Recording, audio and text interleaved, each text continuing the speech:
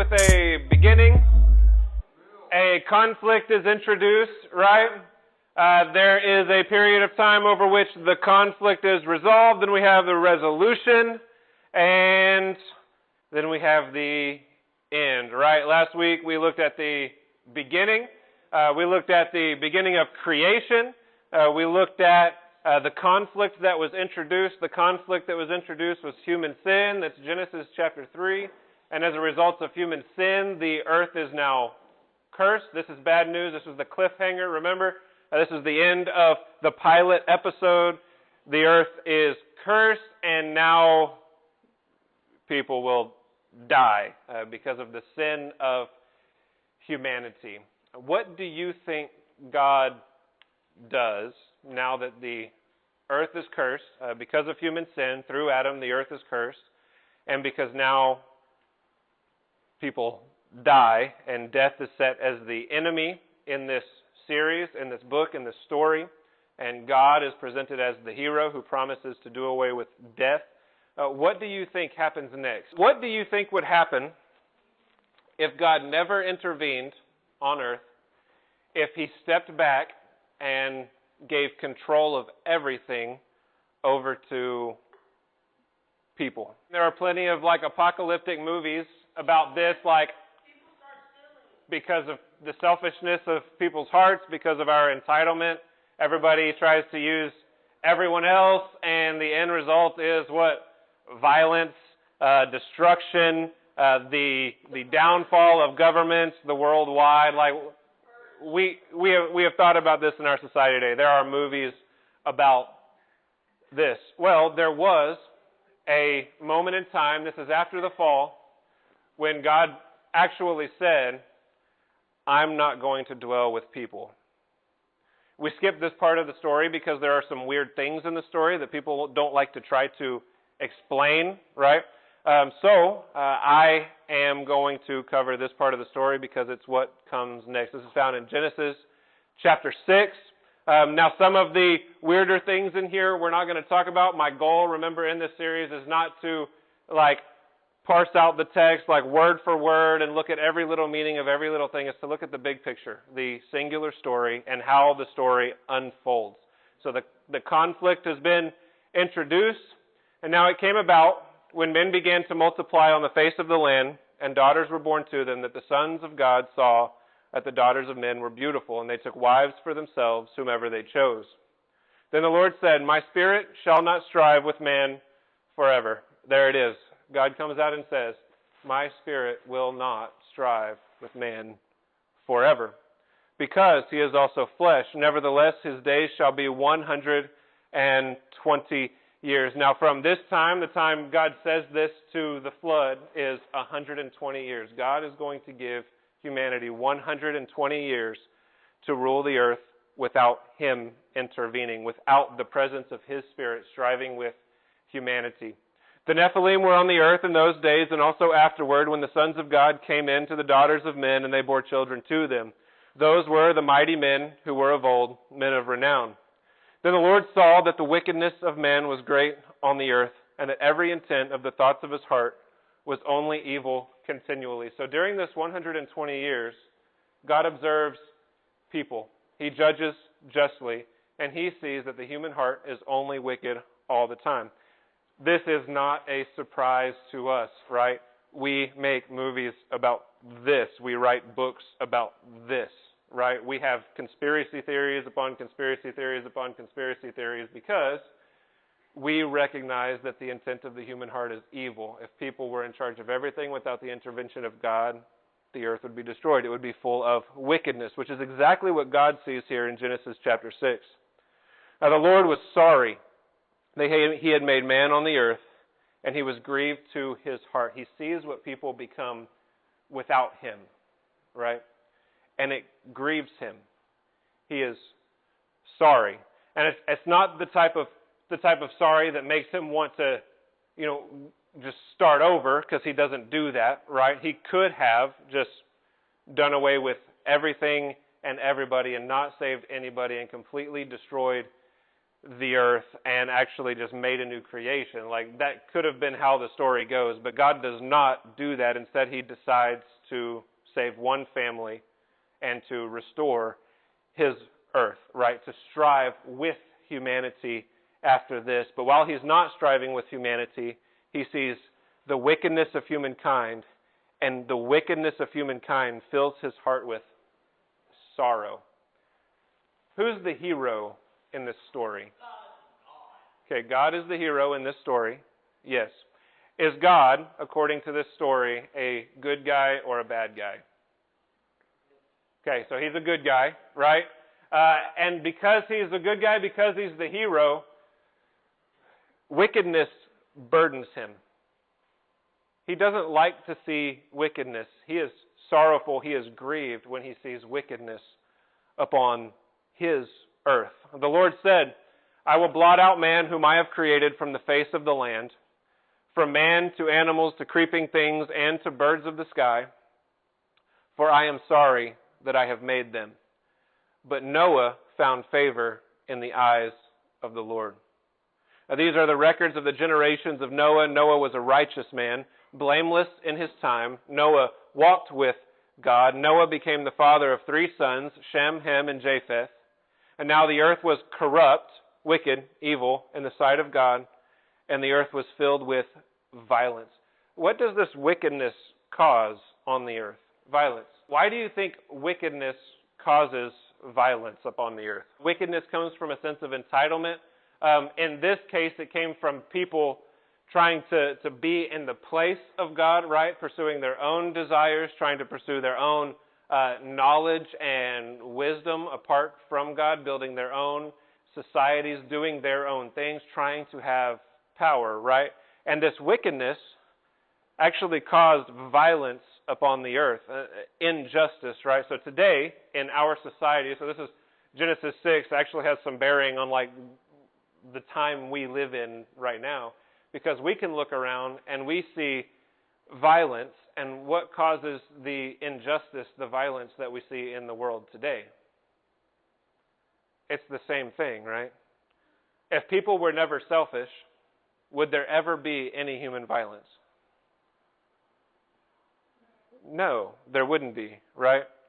Even James, in his letter in the New Testament, in chapter 4 of his letter, he says, what causes fights and quarrels among you? Is it not your own desires, your lusts? That is what causes violence upon the earth. And so God is looking at the earth, and there are some in the world, and you've most likely heard this, right, who accuse God of being the one who incites violence. But from the very beginning of the story, God looks at the earth, he sees the wickedness, he sees that it causes violence. The whole world is violent at this point, and it grieves him to his heart. God does not like injustice. God does not like this unjust violence that he sees, right? So the earth is corrupt, and it is filled with violence, and God looked on the earth, and behold, it was corrupt, for all flesh had corrupted their way upon the earth. Why did all flesh corrupt their way upon the earth? Because God pulled his Spirit back, right? God was not intervening. God was not going after people. He was letting people have control of his earth. And he had a reason for doing this, right? So God said to Noah, the end of all flesh has come before me, for the earth is filled with violence because of them, and behold, I am about to destroy them with the earth. Make for yourself an ark of gopher wood. You shall make the ark with rooms, and shall cover it inside and out with pitch. What do you think about God's response here to the wickedness and violence upon the earth? Is God responding to violence with violence? There is a difference, right, between unjust violence, which is what grieves God's heart, and just violence. If we see something that is evil, do we feel a need at least to say something about it, if not do something about it? I hope you say yes, right? Like, if there's something evil in the world, we should at least say something about it if we don't do something about it, right? Evil injustice in the world sometimes demands a response like this. Sometimes when nations wage war against other nations, those other nations, like in World War II, have committed atrocities against the human race, unjust violence. And so the response of a godly nation against, say, the Nazis, right? The violent response would be just. It would be good. Not everything that everybody does in such a war would be good, but the war itself would be justified, would be good. Why? Because there is a nation, Germany, actually committing atrocities against the human race. And so there is a response there. When the whole earth is filled with violence, there is a just violent response. So it's not the just violence that grieves God's heart. Sometimes there is a place for that. It is the unjust violence that grieves God's heart. And that's what the world was full of. And so God is justified in this sort of response. It is in accordance with His nature. It is in accordance with His love for justice, yes, but also His love for His earth, because this type of response is the thing that's going to save His earth. Who's the hero in this story? God. And you'll notice that when all is said and done with the flood, there's still an earth, there are still animals, and there are still people. God is interested in its salvation, not its destruction. Speaking of that, let's skip ahead to Genesis chapter 8, verses 15 through 22. So maybe you know how the story goes. God instructs Noah to build an ark. Noah builds the ark. The animals go in 2 by 2, right? The animals go in 2 by 2 into the ark. And the door closes. The floodwaters come. The earth is baptized, right? Everything outside the ark is destroyed. Everything inside the ark survives. The flood subsides, and Noah and his family and the animals get off the ark. And God spoke to Noah, saying, "Go out of the ark, you and your wife, and your sons wives with you. Bring out with you every living thing of all flesh that is with you, birds and animals, and every creeping thing that creeps on the earth, that they may breed abundantly on the earth." This is still God's plan. This is still what God is interested in, right? "And be fruitful and multiply on the earth." So Noah went out, and his sons, and his wife, and his sons' wives with him. Every beast, every creeping thing, and every bird, everything that moves on the earth went out by their families from the ark. Then Noah built an altar to the Lord, and took every clean animal and every clean bird, and offered burnt offerings on the altar. The Lord smelled the soothing aroma, and the Lord said to himself, "I will never again curse the ground on account of man, for the intent of man's heart is evil from his youth." He's recognizing this, right? He's saying this as a matter of fact. The intent of man's heart is evil. It's wicked from his youth.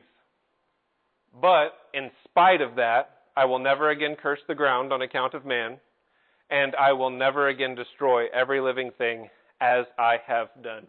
That part of the story is done. It's over, right? While the earth remains, seed time and harvest will be there.